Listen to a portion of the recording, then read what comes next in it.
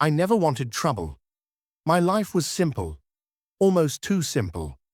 I had my little log cabin tucked away at the edge of the forest, with a view that made it feel like the world belonged only to me. The pine trees swayed with the wind, deer wandered near my porch, and my mornings started with nothing more complicated than coffee and the sound of woodpeckers. The problem? Just down the hill sat one of those shiny HOA-controlled neighborhoods. Cookie-cutter houses lined up like dominoes, lawns trimmed within an inch of their lives, and rules so suffocating they might as well have outlawed breathing. And at the center of it all was Karen. Karen wasn't just a neighbor. She was the HOA queen. Perfect blonde bob, oversized sunglasses, clipboard in hand, and the kind of smirk that made you want to throw your coffee mug at the wall. The first time I met her, she strutted right up my gravel driveway like she owned it. "Karen," snapping, "excuse me? You know your mailbox doesn't meet neighborhood standards, right?" I blinked at her. "Mailbox? Lady, I live outside your HOA. This is my land." She gave a tight laugh. "Not for long. We're expanding jurisdiction. It's only a matter of time before you're in compliance." I should have let it slide. I should have just turned back to my peaceful life. But something about her smug little chuckle snapped something in me. Me. "You can shove your compliance. Out here, the only rule is my fence." She gasped like I'd slapped her. That was the day the war began. At first, it was petty. HOA flyers stuffed in my mailbox. Anonymous complaints about my unkempt vegetation filed with the county. Neighbors I barely knew suddenly avoiding eye contact, whispering behind their trash bins.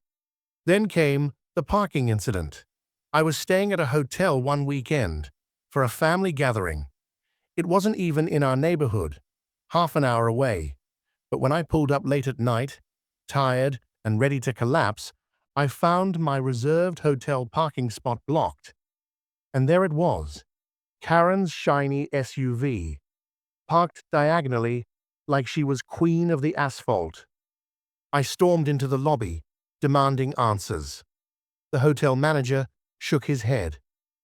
She said she had HOA privileges, showed me some laminated card, and insisted. I felt the heat rising in my chest. "That's my spot. I paid for it. Move her or I will." The manager's lips curled into something between amusement and irritation. "Sir, don't worry. We have a process for this." That's when I saw the tow truck pull into the lot. But the story doesn't end there. Because when Karen came running out in her robe, screaming about harassment and HOA rights, I realized something chilling. She wasn't just being petty anymore. She was declaring war. And the battle was just beginning. After the hotel fiasco, you'd think Karen would back off. But no, she doubled down. The HOA sent me fines in the mail, even though I wasn't part of their jurisdiction. $200 for improper fencing, $500 for overgrown weeds, and one fine that nearly made me laugh out loud, $75 for illegal use of a porch swing. I crumpled the papers and tossed them in the fire, but each time, a part of me burned along with them. The worst part wasn't the fake fines, it was the isolation. Neighbors who used to wave suddenly looked through me. My once friendly mailman now avoided my property. Rumors spread like wildfire that I was a squatter, that I'd illegally built my cabin, that I was dangerous. And Karen, she thrived in it. Karen, mocking, "Face it, you're outnumbered. Nobody wants you here. Maybe if you joined the HOA, you'd have some friends." Me. "If friends means people who stab you in the back, I'll pass." Her eyes narrowed. "You're going to regret this attitude." And I did, almost immediately. Late one night, I heard footsteps outside my cabin. When I opened the door, I found a bright orange sticker plastered to my truck windshield. Unauthorized vehicle, subject to towing. I ripped it off, my hands shaking. They were trying to scare me. They wanted me gone. The harassment escalated day by day. Gossip spread online. Fake Facebook posts claiming my cabin wasn't up to code.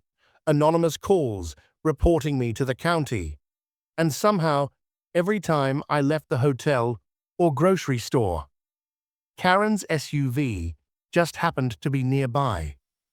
One evening, I confronted her directly. She was out walking her dog, clipboard in hand. Me, snapping, "Why are you stalking me? You think this is funny?" She tilted her head, fake sweet. "Funny? Oh no. This is just community enforcement.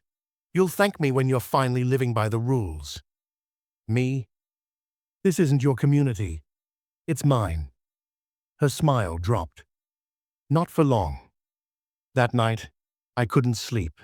Every creak of the forest felt like footsteps. Every owl hoot felt like a warning. They weren't just trying to annoy me anymore.